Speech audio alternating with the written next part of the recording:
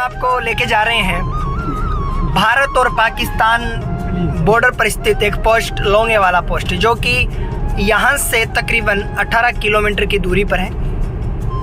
सूर्य अस्ताचल की ओर चल पड़ा है और हम भी जा रहे हैं भारत और पाकिस्तान बॉर्डर पर। ये ज़मीन जो बंट चुकी है वहाँ पर दो भागों में, एक तरफ हिंदुस्तान तो दूसरी तरफ पाकिस्तान। एक देश जो बात करता है अमन और शांति की, दूसरा देश बात करता है अशांति की। एक देश बात करता है विकास की तो दूसरा देश बात करता है विनाश की। एक देश आतंकवाद के खात्मे के लिए अंतर्राष्ट्रीय स्तर पर योजना बना रहा है, तो वहीं एक देश जो आतंकवाद को बढ़ावा देने के लिए दूसरे देशों से कर्जा तक ले रहा है। यूँ कहने को तो हम कह सकते हैं कि सर, सिर्फ कागज पर खींची गई रेखाओं से देश नहीं बंटा करते, जमीन के दो टुकड़े नहीं हुआ करते, लेकिन ये वो कागज की रेखा ही है सर, जिसने इस देश को दो भागों में बांट दिया, इस देश के दो टुकड़े कर दिए। लेकिन दिलों को नहीं बांटा जा सकता। आज भी भारत और पाकिस्तान भले ही कहने को दो देश हों, लेकिन उनमें रहने वाले लोग अभी भी कौमी एकता के लिए एक है।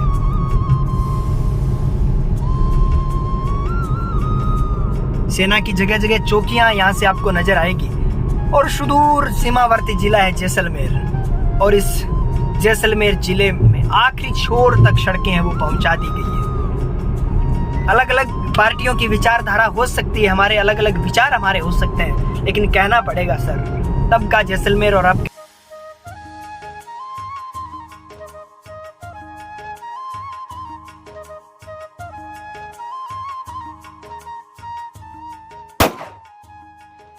कागज पर रेखा खींच देने से हवा नहीं बंटा करती है, पानी का रंग भी नहीं बदलता और नहीं बदलती मिट्टी की खुशबू।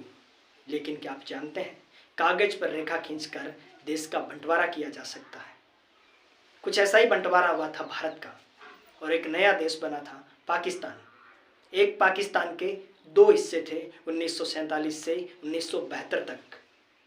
1970 के दशक में पाकिस्तान में चुनाव होते हैं और वहाँ पर लोकतांत्रिक सरकार काबिज होती है। ये लोकतांत्रिक सरकार अपने साथ लेकर आती है अशांति, और ये अशांति आगे चलकर गृह युद्ध में तब्दील हो जाती है। बीते दौर के साथ इस युद्ध से भारत भी प्रभावित होता है, क्योंकि हर रोज लाखों शरणार्थी जो हैं वो भारत में आने लगते हैं। भारत सरकार ने इस समस्या के समाधान के लिए ऑपरेशन बांग्लादेश मुक्ति संग्राम चलाया, और इतिहास के पन्नों में इस युद्ध को 1971 की लड़ाई के नाम से जाना जाता है। ये लड़ाई मुख्य तौर पर पूर्वोत्तर भारत में लड़ी गई थी, लेकिन वीर परशुता भूमि राजस्थान का एक छोटा सा गांव भी इस 1971 की लड़ाई का साक्षी रहा है, और उस गांव पर बनी है बॉर्डर फिल्म। उस गांव का नाम है लोंगेवाला। नमस्कार, मेरा नाम नरेंद्र शर्मा है और आप देख रहे हैं the talk of Rajasthan. Jaisalmer जिले का एक छोटा सा गांव लोंगेवाला, जहां पर उस वक्त तैनात थी पंजाब रेजिमेंट की 23वीं बटालियन और उसके 120 जवानों की एक कंपनी, और इस कंपनी का नेतृत्व कर रहे थे मेजर कुलदीप सिंह चांदपुरी। उस वक्त भारतीय सेना जो है वो पूर्वोत्तर भारत के साथ साथ जम्मू कश्मीर में तैनात थी, लेकिन भारत सरकार को यह आशंका थी कि कहीं पाकिस्तान पश्चिमी राजस्थान के रास्ते भारत में घुसपैठ ना कर दे। इसलिए जैसलमेर जिले के अंदर भारत सरकार ने या भारतीय सेना ने एरिया कमांड मुख्यालय बनाया था, और जिस जगह ये मुख्यालय बनाया गया था उस जगह का नाम था सादेवाला, क्योंकि पाकिस्तान सादेवाला के रास्ते ही भारत में घुसपैठ कर सकता था। लेकिन पाकिस्तानी सेना ने अपने प्लान में तब्दीली करते हुए सादेवाला से 39 किलोमीटर दक्षिण पश्चिम में लोंगेवाला के रास्ते भारत में प्रवेश करने की तैयारी की, क्योंकि पाकिस्तानी सेना को यह सूचना मिली थी कि लोंगेवाला जो पोस्ट है वहां पर 10 से 20 जवानी तैनात है। इसलिए पाकिस्तानी सेना के दिमाग में कहीं ना कहीं ये बात चल रही थी कि हम लोंगेवाला पर कब्जा करें और लोंगेवाला से रामगढ़ के रास्ते जैसलमेर तक जाएं, क्योंकि जैसलमेर के अंदर हंटर विमानों का एयरबेस बना हुआ था। पाकिस्तानी सेना का लक्ष्य उस एयरबेस को खत्म करके भारत को पश्चिमी मोर्चे पर कमजोर करना था, इसी की तैयारी करते हुए पाकिस्तानी सेना 3 दिसंबर 1971 को अपने 2000 जवानों के साथ, अमेरिका के द्वारा दिए हुए 65 अर्बन टैंकों के साथ और अनेकों बख्तरबंद गाड़ियों के साथ भारत में घुसने की तैयारी करता है। जैसे जैसे पाकिस्तानी सेना लोंगेवाला की तरफ बढ़ती है, उस चांदनी रात के अंदर उन टैंकों की आवाज़ उस वक्त पेट्रोलिंग कर रही बीएसएफ की एक टुकड़ी, जिसमें लेफ्टिनेंट धर्मवीर का नाम प्रमुख रूप से लिया जाता है, उनको सुनाई दी। उन्होंने मेजर कुलदीप सिंह चांदपुरी को सूचना दी कि पाकिस्तानी सेना लोंगेवाला की तरफ बढ़ रही है। मेजर कुलदीप सिंह चांदपुरी ने यह सूचना एरिया कमांड मुख्यालय सादेवाला को दी और कहा कि हमें वायुसेना की मदद चाहिए, पाकिस्तानी सेना जो है वो लोंगेवाला के करीब आ गई है। एरिया कमांड मुख्यालय साधुवाला ने वायुसेना की मदद देने से इनकार कर दिया, क्योंकि हंटर विमान जो है वो उस वक्त रात में उड़ान नहीं भर सकते थे। और मेजर कुलदीप सिंह चांदपुरी को 2 विकल्प दिए कि या तो आप पोस्ट छोड़कर पीछे हट जाएं या पोस्ट पर रहकर दुश्मन का मुकाबला करें। सिख मां की कोख से पैदा हुए मेजर कुलदीप सिंह चांदपुरी ने दूसरे विकल्प का चुनाव यह कहते हुए किया कि चिड़िया संग बाज लड़ावा, गुरु गोविंद सिंह नाम कहावा, क्योंकि उस समय उस कंपनी के अंदर 120 जवान ही थे।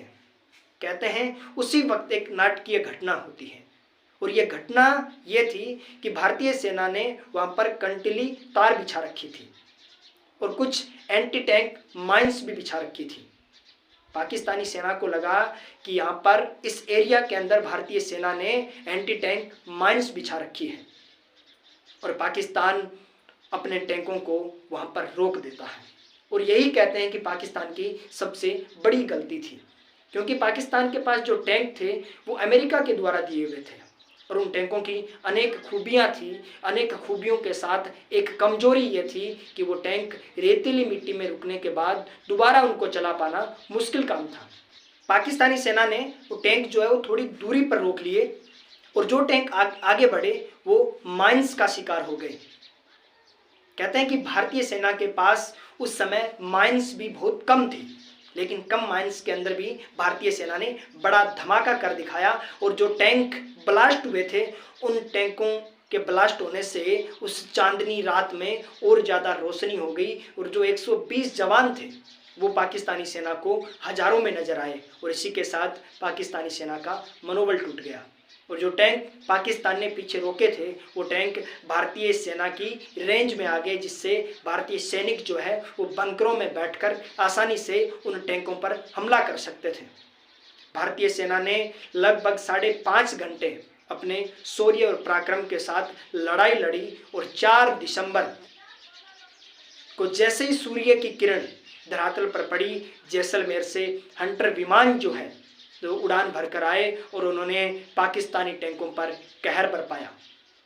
कहते हैं कि 65 टैंकों में से 37 टैंक पाकिस्तान के बर्बाद हो गए, और अनेक बख्तरबंद गाड़ियां जो है वो नस्तनाबूद हो गई। इसका जिंदा प्रमाण जब कभी आप लोंगेवाला जाएं तो आपको दिख जाएगा। भारतीय सेना ने एक बार फिर से पाकिस्तान के उस सपने को मुंगेरी लाल का सपना कर दिखाया। जो पाकिस्तान ये कहता था कि सुबह का नाश्ता जैसलमेर में, दोपहर का भोजन जोधपुर में, और शाम का लंच जो है वो मैं दिल्ली में करूँगा। मिलते हैं एक नए वीडियो के साथ, तब तक अपना और अपनों का ख्याल रखें। नमस्कार।